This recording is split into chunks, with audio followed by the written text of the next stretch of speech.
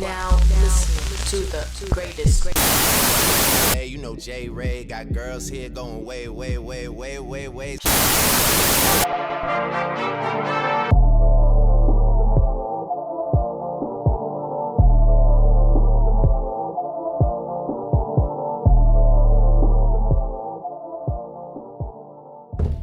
Was that your headphones? I think so. Okay. I don't know. All right. I was making sure. No, that was probably mine now. Wait. Oh, okay.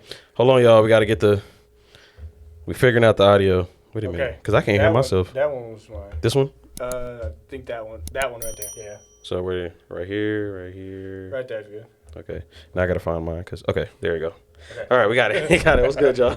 This is my good friend, Wilfred. We work together at Home Depot. You want to tell them a little bit about yourself? Yeah. I guess we've been working together at Home Depot for a little while now. Mm-hmm. I just graduated college at Tacoma Falls College. Got married last year and just hanging around in Tacoma right now. Mm. So, yeah. All right. And, yeah, I forgot to say that. I think because Christian went to Tacoma Falls. Did y'all go the same year? Did y'all graduate? Yeah, I think he graduated maybe the year before me. Mm-hmm. Yeah, but we both were at TFC. Tacoma, yeah, okay. And, yeah, these guys, we work together. We all sell doors. Yeah. Christian sells a little bit of flooring indoors, but we also do mill work. The other thing I want to say, too, because I didn't address it in the last one. I don't know how I'm going to put it in order. Let's see. Let me just mark today's date. What's today's date? Shoot. I don't know. 19th? Yeah, so today's April the 19th, 2023. So this will be a little outdated as far as when I post this and I'll do another video to explain why. So you probably won't see this till like June, May.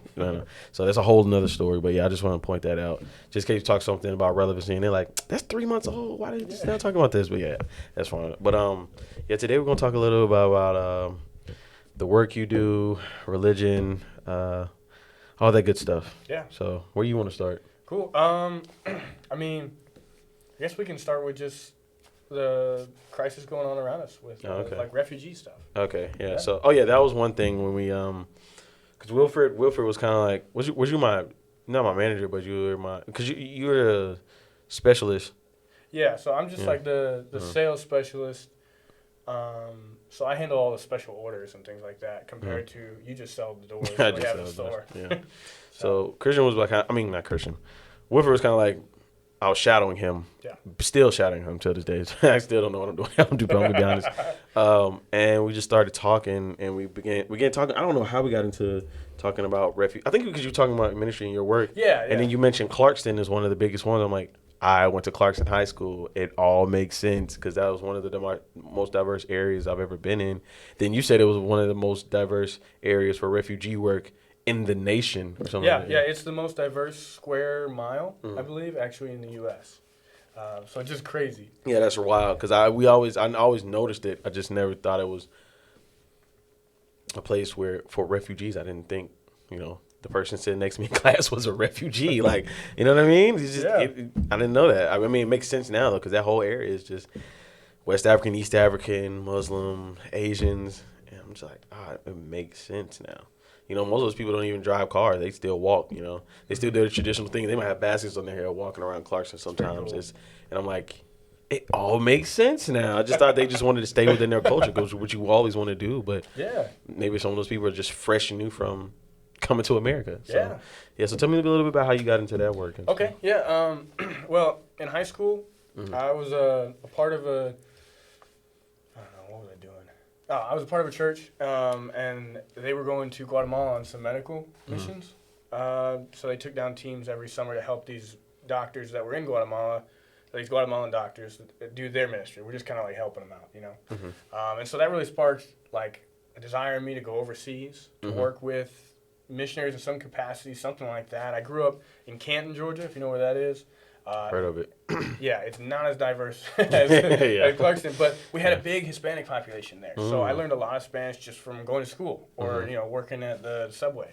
So it was always on my mind, like I want to go overseas. And so I went to school for that at Tacoma Falls College. I went for sustainable community development, and it's a lot of, I guess, fancy words for just talking about helping people in third world contexts use the tools and resources they have themselves to to better their own community. Not to make them like the U.S. or anything like that, but just to help them better what they have. Sometimes an outside perspective on what you already have just helps you connect those dots you were missing. And of course, it was from a missionary mindset. So we were about sharing the gospel, but it was a lot more of this. Let's help people as a whole. Let's help every bit of that person, not just tell them about good news and then say, okay, cool, go back to starving now. So that was my mindset on it, and getting to TFC, like the whole culture there is just everybody wants to do missions in some capacity, and that meant helping out with refugees. And there was actually a club on campus called what were they called? Well, they were just called the Clarkston Club, and they go down like a couple times a semester and go work with a church that was in Clarkston and work with refugees and things like that. So it was always like in the conversation, all going through school, and so I learned a lot about Clarkston and the ministries that were going on down there. And I just started to really kind of catch a passion for these people that have been displaced, I mean, it's just, I can't imagine the things they've gone through. I've heard the stories from different people that have worked with them, and just the hardships that they go through just to get here. And then they get here and they're like hated by everybody. And then so just started looking into that and seeing what I could do to help. I do want to go back overseas. I went over for my internship to Congo, Republic of Congo. I'd like to go back one day, but for right now, I'm totally happy with just doing some refugee ministry. That might look like Minneapolis. I think that's what we were talking about. Was the fact that I was gonna probably move to Minneapolis this summer and then work with Somali refugees up there. But it's just crazy that like we have all these different cultures and people right in our backyard, and it's a really unique opportunity we get to experience the world, for one, and two, help out these people in need. Yep.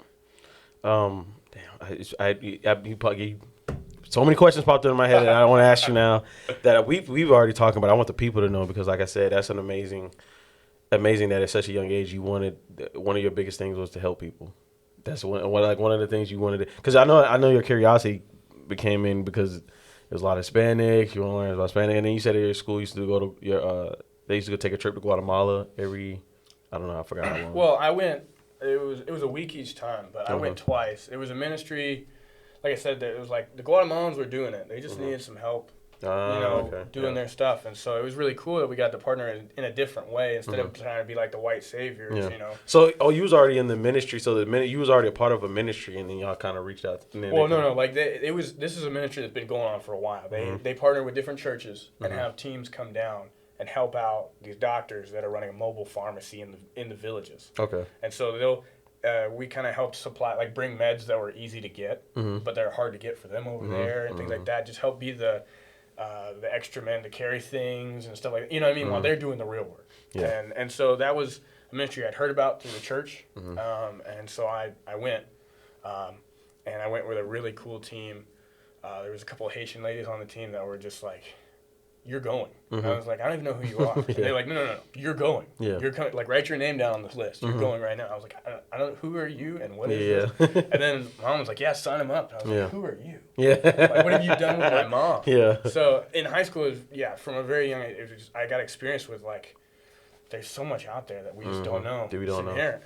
And then being immersed in the almost like overtake of Canton with Hispanic culture, it was just, I got excited, and it's really cool, and I love that kind of stuff. And so it transitioned in college to more like I focused on Africa and things like that. And so I studied a people group in West Africa for my senior project, and did a whole ethnography report on them and what they're doing and things like that in Gambia.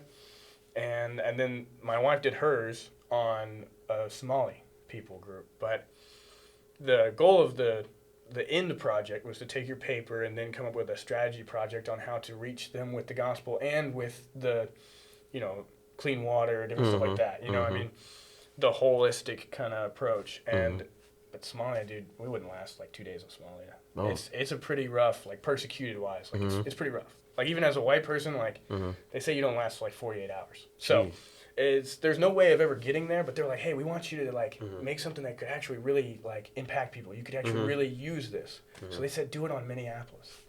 Dang. because that's the second highest population of Somalis, which is ridiculous that, one, they sent desert refugees to the freezing cold city, but it's really cool that they're here. And so we can still experience their culture, talk with them, and minister to their people, even though we can't visit them. And I think that's what excited me, was like, they're coming here. We don't have to go out. I mean, it'd be cool to go out and see the world and stuff like that, but like these cultures, these people are coming here. Yeah. So ministry is pretty much spreading the word while also helping others. Yeah. From other countries and backgrounds. I forgot my words for that, but yeah. It's a Christian ministry, so we spreading the gospel, but while trying to help people with farming techniques and things and stuff that they can do. Like the whole goal of like our degree really was for you to go and help a people do something, and then when you leave, they say, "Look what we did." Yeah. Not look what the missionary did, but look what we did. Because kind of guide them, help them. Because so many people go in and they try to be the white savior and they try to do everything and help, and they bring in like Western stuff and things, and then they leave and it all falls apart. Nothing lasts. No lasting change. No real help was done. And so that was the goal, is to, let's change that. To leave them with education on how to keep it, show them how to do it in a way to where you leave, they know how to keep doing it instead of just going in there, helping them build this, do that, just do it for them. And then when you leave, they don't know how to keep it up. They don't know how to keep it going. Okay, gotcha. Yeah, like the teach a man to fish kind of thing. Right? Yeah, You give him a fish, he'll eat for a day. You teach him, he'll eat for a lifetime. Exactly. That's the goal of it. So it looks different when it comes to being in the States versus overseas, but refugees were a big topic that we talked about in classes. There was a whole class on immigration that I didn't get to take that one, but I had some friends that were taking. My roommate was taking it, and we talk about what they were learning stuff. And there was a lot of cool things that we were learning on, like resettlement agencies, how to help people out, how the whole process works. There's stuff like that. And I think this is a great example of just being open to learning and experiencing the things. You hear a lot about the border and the immigration and problems, issues that we're suffering in the U.S. And there are people close to me. There are people close to me that have a strong opinion on. One of the biggest things is when they come to this country, they get certain benefits that we haven't got, that U.S. American citizens, that I've been on this soil since birth. And now you're telling me someone from Guatemala or someone from Saudi Arabia or someone from Ethiopia or something like that, and they get all these benefits and these rights, and I'm just, I'm get treated like a poor U.S. American citizen. And I think what people don't take into consideration is where these people are coming from and why they're coming. Yeah. And and why are you getting mad at those people for come for a better life? They don't have power of who gets the benefits, who don't. The government does. So we were all getting mad at the wrong person. And that's what I always try to break down to people before you get mad and you say things or you have a strong opinion on it. Do your research. Understand why you're mad and get mad at the right person. Yeah, you know what I'm saying? Exactly. And people don't realize too is these people that are coming, like, they're getting benefits, but a lot of times, man, they're coming from something that was so much worse than what you have right now. Exactly. That like they would be happy with what you have. Like, they're getting some benefits here, but they would just be cool with coming just to get the life that you have. Like, I mean, we don't realize how blessed we are, I think, in the U.S. And especially, I suggest to everybody I talk with about this, go visit somewhere. Yeah. Like, don't go to just the tourist spots, but like go overseas, go visit somewhere and go walk down the street that nobody tells you to go down, and see what people are really living like, and it changes you. It changes your perspective on it, and there's two sides to this. There's the people that are refugees just trying to make it, just trying to make a better life for their family. I mean, you got to think about it, like, you would do the same thing for your family, And that's what I think the missing key is with everything in life. People don't try to put themselves in other people's shoes before they make an opinion or something, or they have their own little perception and they just see it through. They don't try to say, okay.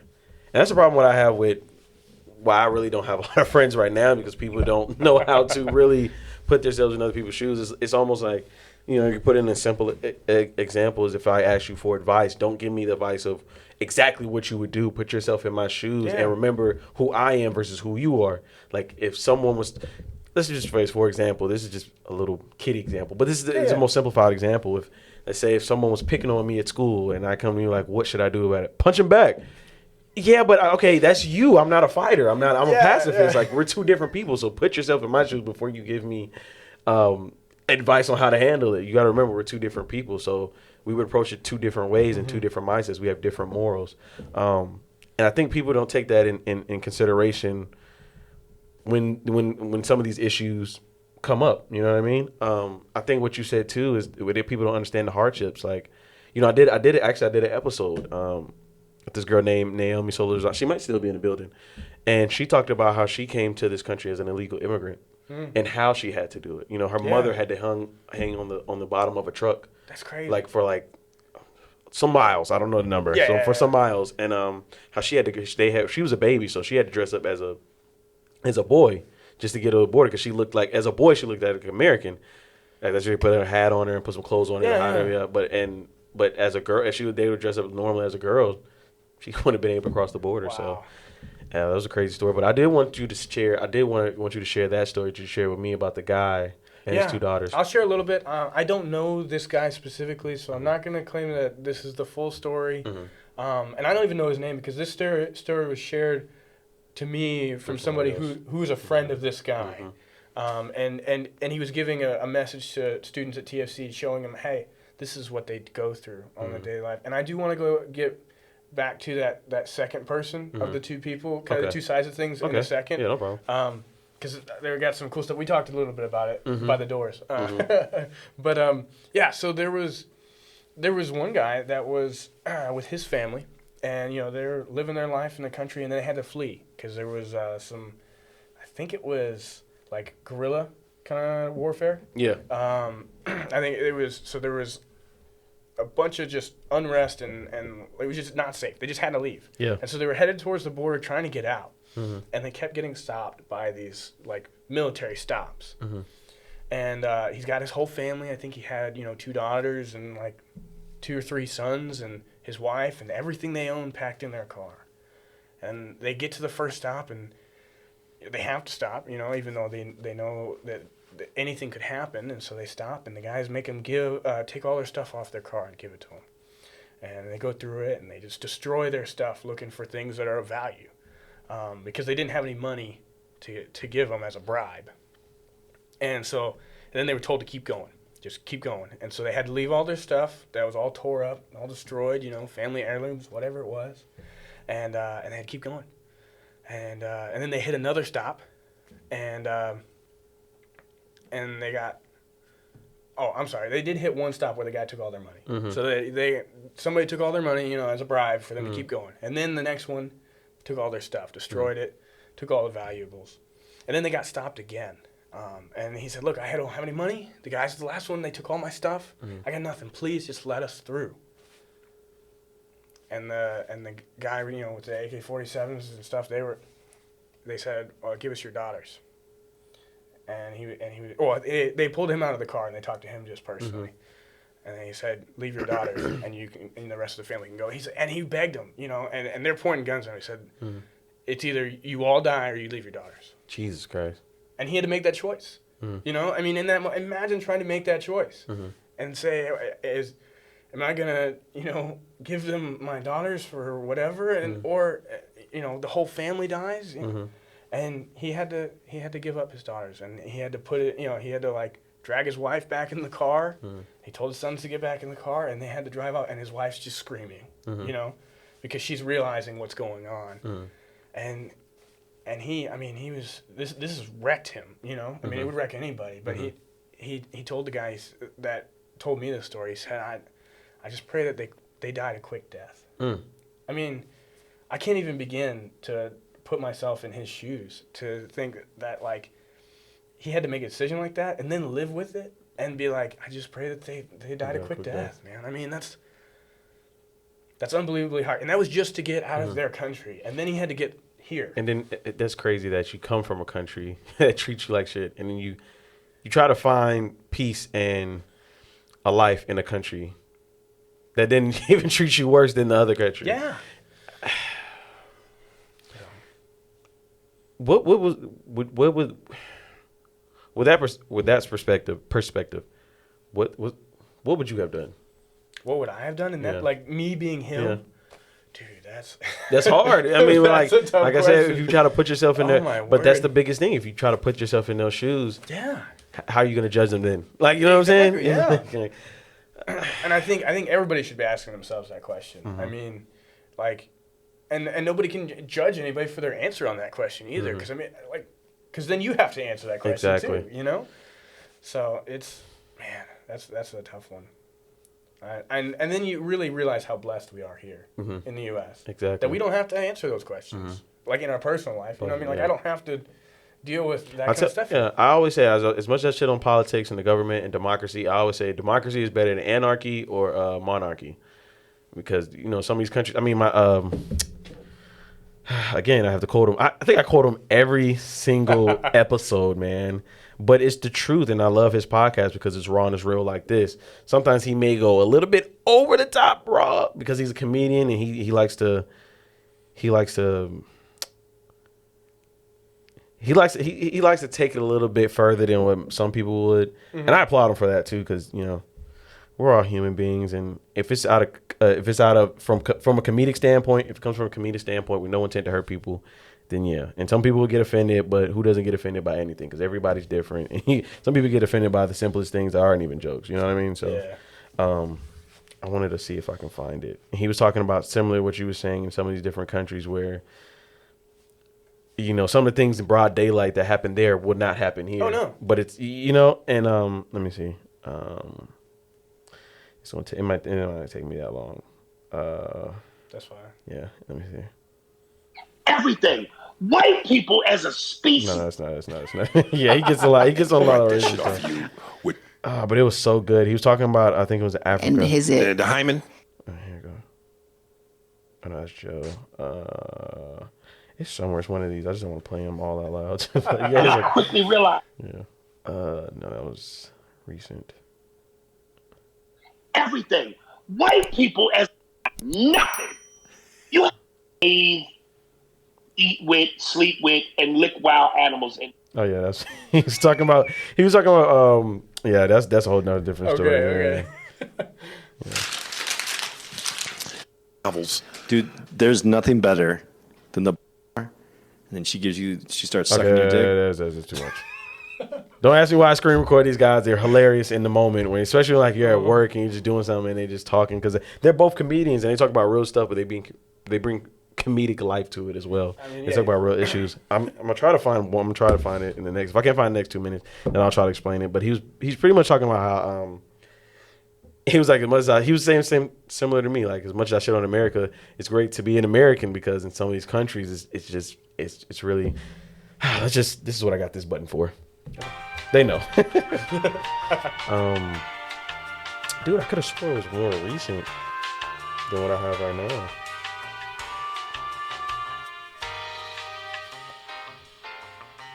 I want to say it's this one. Everything. White people. No, that's not it. This that one gets you every time. Dude, if I sent you all these screen records, you would be dying. He's hilarious. Under everybody. Really? Like there was no tomorrow? Yeah, but I never I understood think it. it's close to one of these. By nature's design, right. Like sometimes, like, dude, when I It's close. beautiful parts of Africa. Here you go. But when they tell you there are certain places that women shouldn't go in broad daylight and crowds, yeah. I'm proud to be an American. Yes, nigga. If you are a woman, do not go to the marketplace in the day with a lot of people around.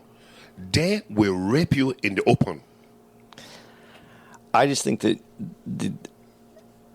Give me the pussy. If you don't want to buy the beads, you got to give me the pussy. You either give me the pussy or you buy the beads, and I will take the booty right here in the open.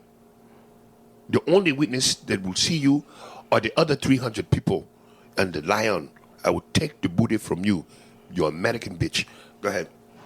I mean, he's joking, but I mean, it's real. Like when we travel to foreign countries, you know, the worst fear we have is pirates or pocket pickers or stuff like that. you know, the average people that live there, they have to worry about things like that. You know, and the biggest thing I think he said was broad daylight. Yeah. They have to deal with that in broad daylight. You know what I mean? It's a whole different atmosphere. Like, I just don't think anybody who's ever, like, grew up here and not lived over there, or at least been over there, could really understand it. Exactly. And the things that they go through on a daily basis, just light years different. Yeah, you said you wanted to talk about the other guy too. Yeah. So we talked a little bit about it when we had when we were hiding in the doors talking at work. But you know, you talked about some people close to you even that like are upset because people are getting these benefits and they're coming to the country, and't been here this whole time and I'm still poor, you know. And I'm not to cut you off. Not to cut you off. You just brought up another idea.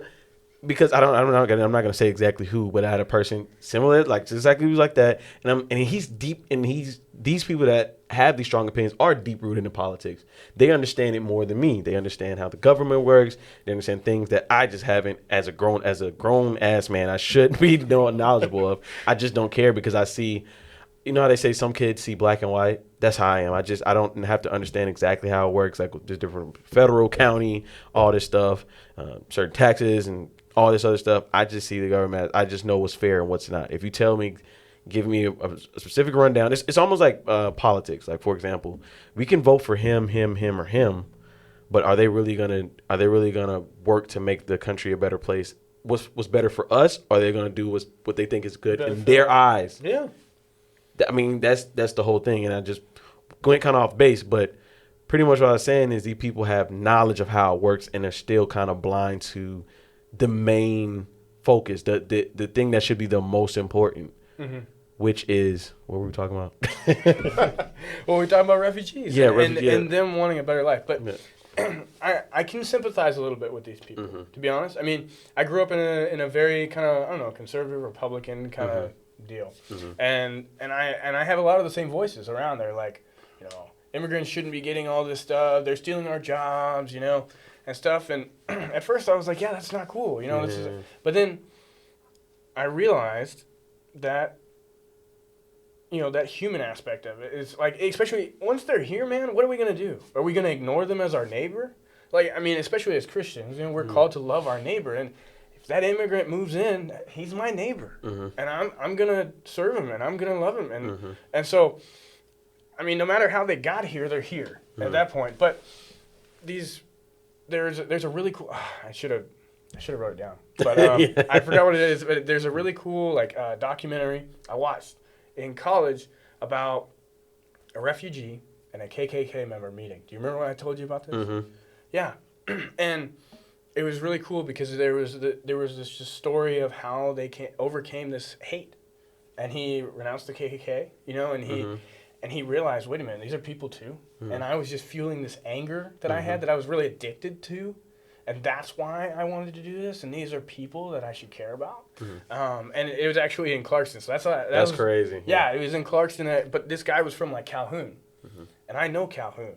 There's some bad places in Calhoun that are just run down, like just rough.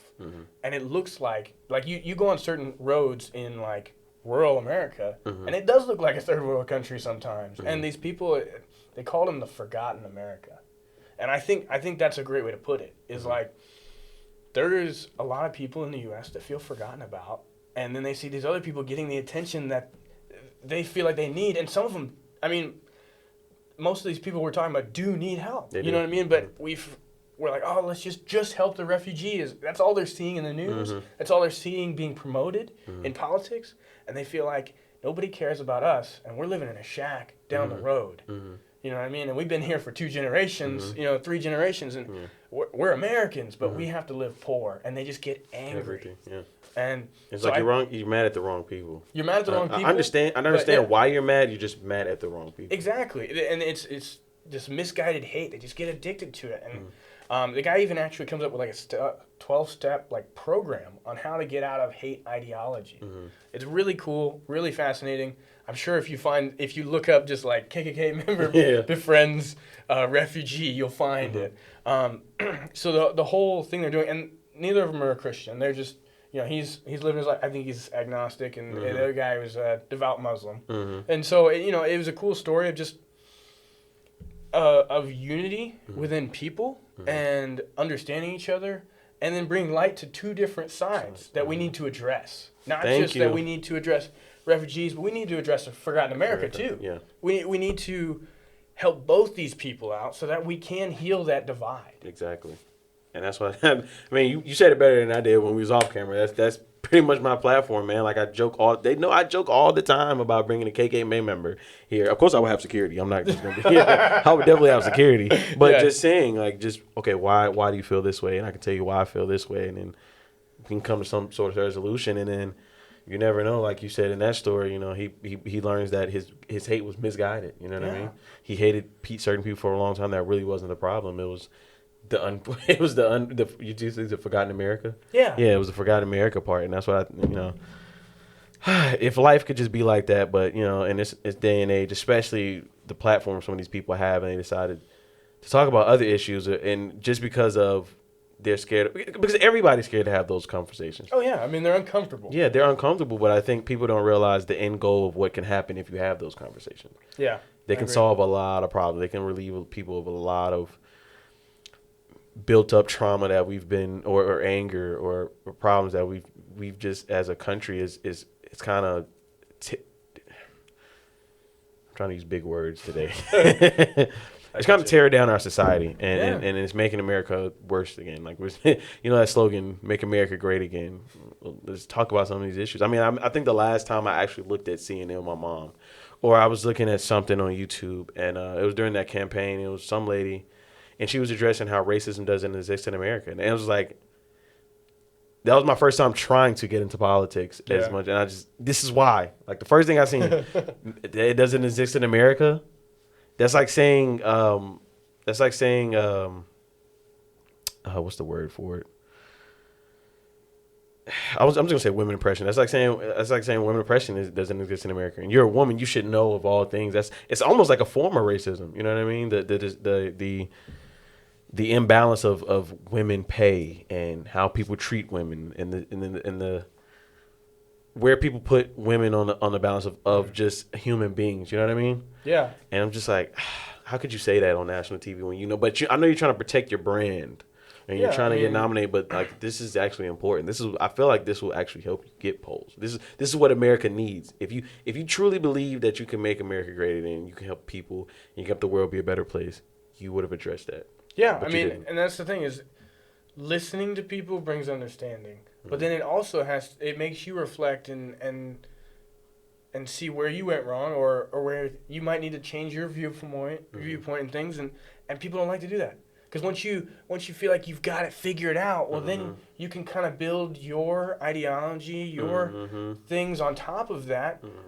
But if something starts digging at that, if that starts to crumble a little bit, well, you gotta defend it because that's all you got. And it's just nobody really wants to listen to each other anymore. Nope. You know, they don't want to sit and have conversations like this because, I mean, it's uncomfortable. But two, that means they have to be honest with the fact that they don't know everything, that they're human too. I mean, and that we're all on a journey. I mean, I told you that earlier. That's kind of when I feel like we can have conversations because we're all on a journey. I'm not going to say that everything I know is 100% true or correct. I mean, there's some things that I'm going to follow till the day that I die because I believe they're true, and you know, and I'll share those with people because that's what I feel like I'm supposed to do. But I'm not going to for once say that I've got everything figured out and you guys can't tell me anything. You know, it's just it doesn't work. To your point, I think damn, I had it just in my thought. Oh man. I was gonna say, dude, I just had the biggest brain fart. I think my sleepiness is finally catching up with me now. Yeah, you got some big projects going on. Yeah, I'm trying to tell you. It had something to do with that. It had something to do with what you said earlier, just now, but it was in the first. It was in the first half. I don't know why I can't think of what. We're talking about like how people don't want to listen anymore. Yeah, it was that. Yeah. Yeah, how people can grow from that and how if it sticks the wrong way. I forgot now. I give up. I forgive all up. right, It'll that's come all back right. later. I'm gonna look at that episode. I'm like, that's what I wanted to talk about. Yeah. But anyway, to close it out. But damn it, no, because it was a great point. Because I had another one too when you were talking earlier, but it's hard to listen in and try to keep that question too. Yeah, I get Because that. when you brought up the KKK member and him trying to find, like, I think that you could look back that in the history. Like, a lot of people look at the Holocaust, and Hitler's views of, because I guess their economy or something was crumbling and they needed somebody to blame, and then they blamed the Jews. I think the biggest thing was how they treated the Jews, and I don't want to undermine and say one was more important than the other, but the thing we really need to look at is how they needed something to blame, so they blamed the Jews, and that's how the Holocaust And began. that misguided hate. I mean, and it drove people. I mean, it wasn't like Hitler was the only one who hated the Jews. I mean, there were some people that were just along for the ride because they were like, yeah, Germany's on the up. But, I mean, they were able to indoctrinate so many people into this idea that the Jews are our problem. Let's get rid of the problem. And that misguided hate is so dangerous. Yeah. It is. Yeah. So, dude, I cannot remember what the fuck I was going to. It was so good, too. It was so good. I think it was an analogy I was going to give, but I don't remember later. But, yeah. I guess you have to make another episode. Yeah, we got to do a part 2. We got to do a part 2. Yeah. Anything else you want to talk about? Or I mean, I don't know. I feel like that's Yeah. it. I mean, Yeah. I definitely encourage you to go back to Clarkston and, like, I don't know, check it out. Get involved, Yeah. And anybody that watches, do some research on this refugee crisis we have. Everybody calls it a crisis. When it's an opportunity to love people and to serve them and to give other people a better life. I mean, like, there's some economic and political factors that go into it that we don't fully understand that might, change or be messed up or things like that. But, like, I mean, we've got, like, trillions in debt already. So why not just, help some people out that are your neighbor instead of worrying about if we can save a couple bucks this next election or something, we gotta get back to the focus on caring about people. I finally remembered. During that soliloquy, I finally remembered. Okay. When you talking, we both were talking about, you mentioned it. People don't want to hear each other anymore. I wish, and I knew, and I hate, I love bringing this up, but I knew what the only reason they did it back then was for the ratings, and America. One thing, especially when it comes to issues and TV and entertainment, people love drama, and they can bring drama and controversy, but they didn't want to shed a light on the actual issue. You remember Louis Farrakhan? The name sounds familiar, but honestly, he was I think he was a Muslim, but he was to go on this show. Oh my God! Now I gotta find the name of the show, but it only takes 2 seconds. And I used to watch their videos. That refugee and the KKK thing. Louis Farrakhan, and he used to go on this show. Wow, what's it called? It's called back in the day. All my old folks don't know. Okay.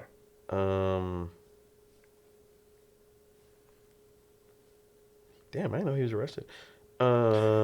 He used to go on this show called Donahue, and it would sit down and he'll do this interview or whatever. And then sometimes, you gotta connect it. You can do it on my phone. You gotta connect to the Wi-Fi, but You said what was the show again? It's called Donahue. It was kind of like today's Ellen. Okay. Or Oprah, and they would sit down and talk about because I think Farrakhan was an activist against racism and all types of stuff. He was just active. Okay. He was like Dr. King. He was in that kind of realm. And the way he spoke to, he was very eloquent, very intelligent, very smart. But some during those shows when they have him sit down, there's a segment where they have the audience, the live audience, say their piece. And I think this was still when racial tensions were high, but I think the civil rights probably was way past then, but it was still, racial tensions were still high. You know what I mean? Yeah. As they still are now, just as not as broad daylight. You know what I'm saying? But anyway, he would give the audience a chance, and they would go back and forth. 9 times 10, it'd be a white person, and it'd be a black person. It'd be a white person, but the thing I loved about it was people could express their opinions and express what stressed them out and why they think this way, why the white people think this way. And, there was times where, black people were expressing their concern. They're like, why are you still complaining? We gave you civil rights, we freed you off from slavery. And the black people were like, it's not just enough. Like, Rodney King is being beat on live television right now. Yeah. No. For nothing. You know what I mean? And so I just missed those, even though they did it for the wrong reasons, obviously.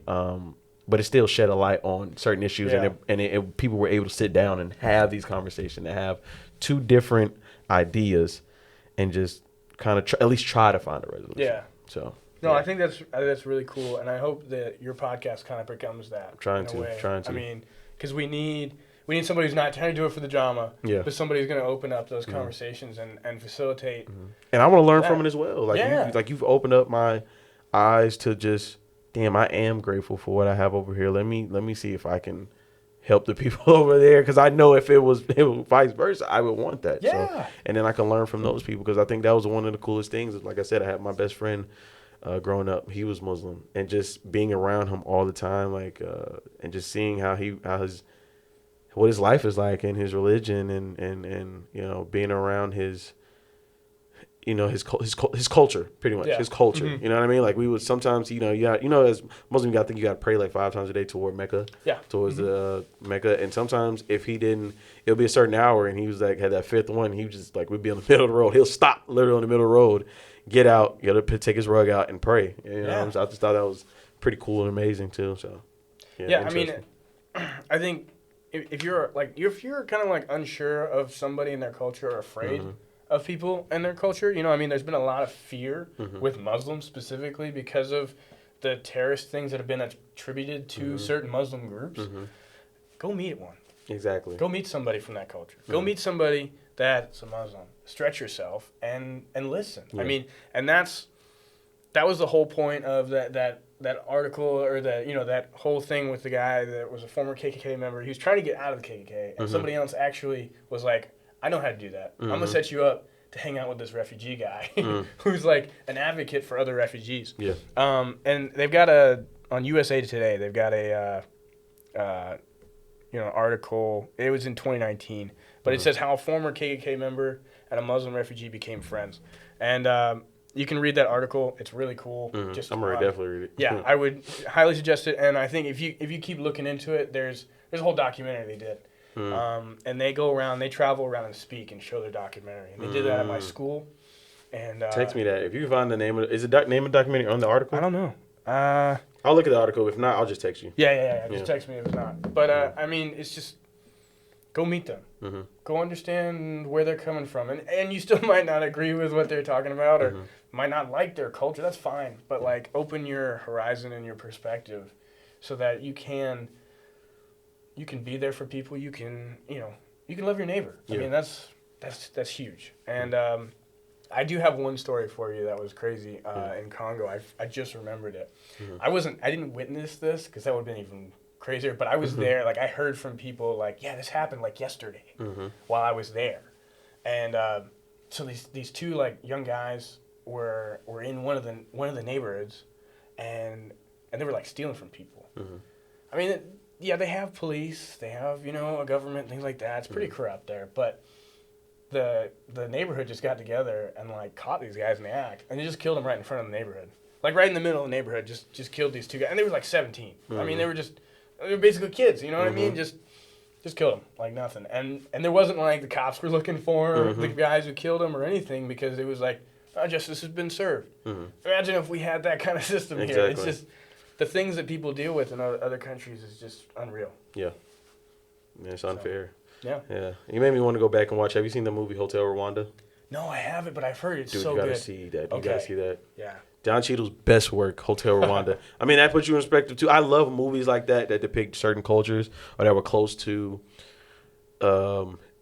things that actually happened. It may not have been true, but there are things that are going on. Like, I think of one movie I've seen. I gotta go look back. I think it was like called Green something or Inferno or something like that. It was about these college students who kind of do, I think they don't do ministry work, but they do research work about different countries and different cultures.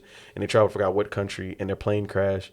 And this group of, I want to say Indians, but Native Americans, they had that type of culture. I don't know the exact culture or the name of the group, but it was like them. And they were cannibals. And they imprisoned these people. And with the men, they would kill them, eat them, put their heads on little sticks and whatnot. And with the girls, they would either kill them, eat them, or stick, I think it was like a hot elephant's tooth up their vagina to like make them appear or non-appear. I don't know. Just, you gotta check that movie. It's really, but I think some of these countries, they probably do those actual things. I forgot if it was actually based on a true story or not, but I think it was. Mm-hmm. But I love shows like that. Or it was another one that's close to Hotel Rwanda where it was based on a corrupt country. One of my favorites with what's his name? I forgot the actor. Oh my God, I forgot the actor. One of my favorite movies. I think it's called Jesus Christ. What is it called? Dude, it was if I knew the actor, you probably would know the movie. Oh yeah, I'm I probably would. I think it's something Olsen. Okay. No, I gotta get this one before we leave. Let me there. I gotta. All right. What's his name? Olsen. Corrupt. Yeah, they were trying to escape the country though. They were Americans, and he had just got a job, and then like somebody killed the president or something, and then the country. Yeah. So okay, I don't think I've seen that one, but I think I've heard it, but I'm blanking on the name. Two movies like that are just like hard to watch, but like really good to open your eyes. Mm-hmm. I would say there's one in Gerald Butler. It's not one of his best ones, but what was it called? Machine Gun Preacher. That one's based on a true story. Mm. And the guy like he grows up like running drugs, all kinds of stuff. Finally, he finds God and kind of cleans up his life a bit, and just kind of gets out of like killing people, drugs, all kinds of stuff. And then randomly goes on this mission trip and then becomes like a mercenary for like orphans over in like Sudan or in Uganda. Mm-hmm. And he like builds orphanages and goes in with like guns and helps the like freedom fighters in Sudan and stuff.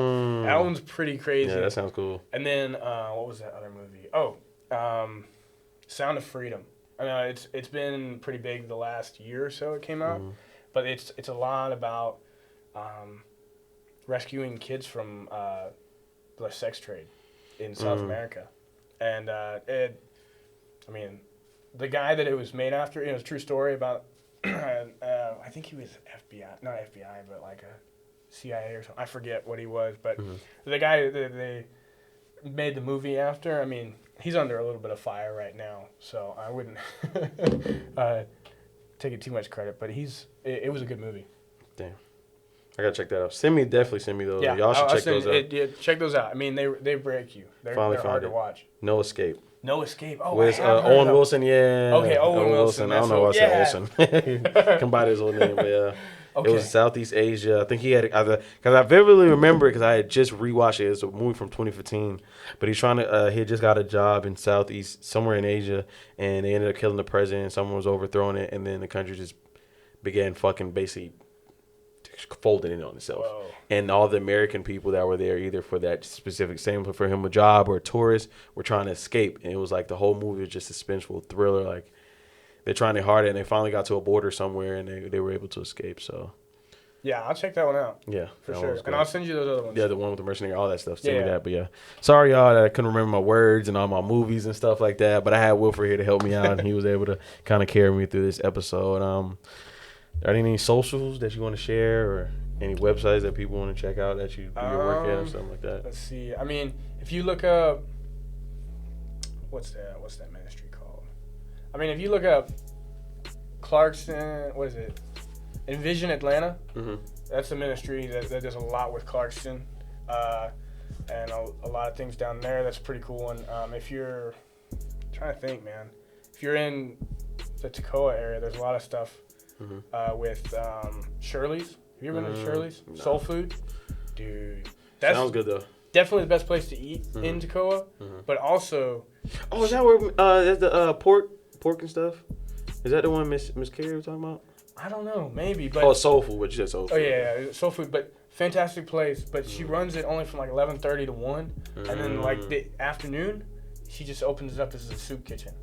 So she uses the money she gets from like selling lunch to have a soup kitchen, and they've got like a homeless shelter right there. That's cool. And so she's been in, I think, like Good Morning America, and like her food is fantastic. That's what's up. And it's been around and like articles written on it and stuff. So definitely check them out. Support what they're doing in Toccoa. Damn, that's pretty cool.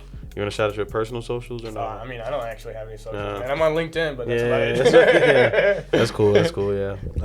Social media is the death of our country as well, but that's a whole nother topic for another day, man. Hey, I want to thank y'all for listening. If you're listening to Apple Podcasts, Spotify, iHeartRadio, wherever you get your podcast, thank you for listening. If you're watching this on YouTube, make sure you like, comment, subscribe. Yeah. Tell us what you think. Comment what you thought about this episode. What we could have did better. If we want to talk again. If y'all want to see Wilfred again, he's definitely gonna be on again. Also, again, we have a new email thing. I want to start doing email episodes where people email in what they like, what they don't like, what they want to talk about, things they want to get off their chest, and we talk about it on here. So y'all can email me at Real Talk Radio 626@gmail.com. Now I gotta restart the song over. I started too early. All right. But yeah. What else? I do hate doing outros because so much I gotta remember. Instagram real.t.radio. TikTok Real Talk Radio with 2 O's. Yeah, that's pretty much it. I usually end with a question of the day or a motivational quote, and I forgot to do that. Do you have a more? Because I think in my last question, I either end with a question or just like a motivational, inspirational quote. And my last question was, I was like, where do homeless people get markers from? Markers in cardboard boxes. I was just joking. But you have any motivation or any inspirational quotes that you want to share with us? Because I always forget. It's fairly new that I'm trying to add to the pod. I mean, so when was the last time you talked to somebody who's from a different culture? Yeah. Or a different religion than you? Exactly. And if it hadn't been in a while, change that. Period. Those are the words of Wilfred. Hey, we out, man. Yeah. Appreciate you coming on the pod again. No problem, man. Thanks for having me.